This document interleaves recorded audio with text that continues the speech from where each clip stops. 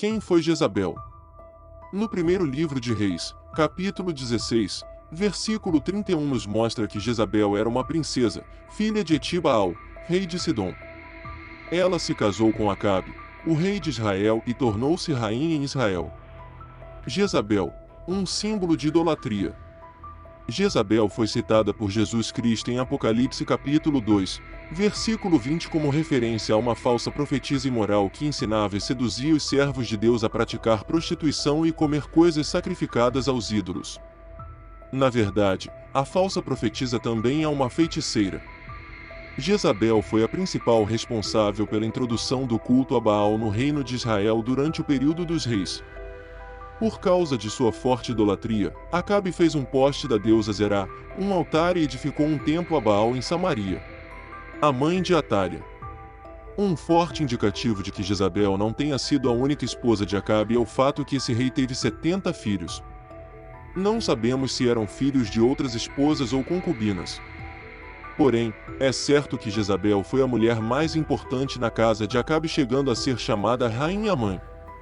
Além da importância, a idolatria que se alastrou em ambos os reinos favorece a ideia que as princesas envolvidas nas alianças dos casamentos com os reis de Judá tenham sido filhas de Jezabel. Elas se tornaram esposas dos reis Josafá, Jeorão e Acasias. Atália é chamada filha de Onri. Na verdade, ela era neta de Onri, por assim dizer, filha por extensão. Como quando algum descendente é chamado filho de Abraão. A indicação que Atália era filha de Acabe está narrada no segundo livro de Reis capítulo 8, versículo 18, que cita o casamento de uma filha da casa de Acabe, por nome de Atália com Jorão, rei de Judá. E também no segundo livro de Reis capítulo 8, versos 25 e 26, e no segundo livro das Crônicas, capítulo 21, versos 5 e 6, que cita Atália como filha de Acabe, rei de Israel. Os casamentos proibidos, julgo desigual. Jezabel e sua idolatria se tornou uma pedra de tropeço para o rei de Israel, exatamente como ocorreu com Salomão. Durante seu reinado, Acabe permitiu que Jezabel perseguisse e exterminasse os profetas do Senhor, além de permitir que fossem sustentados por ela os 450 profetas de Baal e os 400 profetas de Azerá.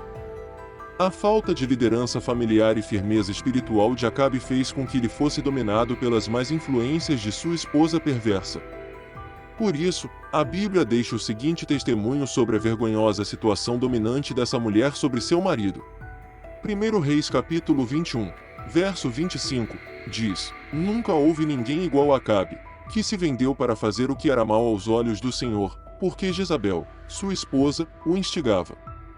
Os reis não deveriam tomar para si muitas mulheres, principalmente estrangeiras, para que o seu coração não se desviasse do Senhor. Jezabel era sidônia e, assim como fez Salomão, o rei Acabe se casou com essa mulher que fazia parte das nações que o Senhor havia dito para não se casarem com elas. Por isso é dito acerca de Salomão, que tais mulheres estrangeiras o fizeram cair no pecado. Observe o prejuízo da desobediência à palavra do Senhor.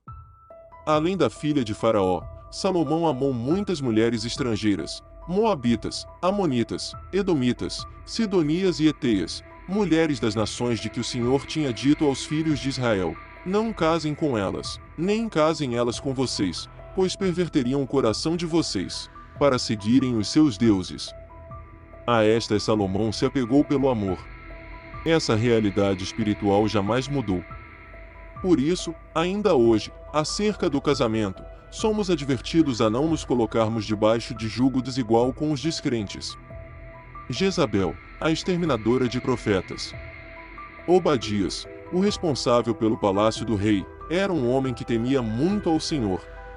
Ele havia escondido 100 profetas, em grupos de 50, os escondeu em cavernas, e os sustentou com pão e água quando Jezabel exterminava os profetas do Senhor. Jezabel ameaça o profeta Elias.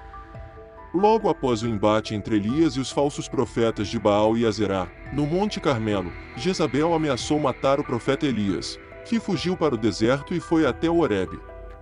Depois disso, voltou para o deserto de Damasco. Acabe e a vinha de Nabote. Nabote era um morador de Jezreel e sua vinha ficava ao lado de um palácio que o rei Acabe tinha naquela região.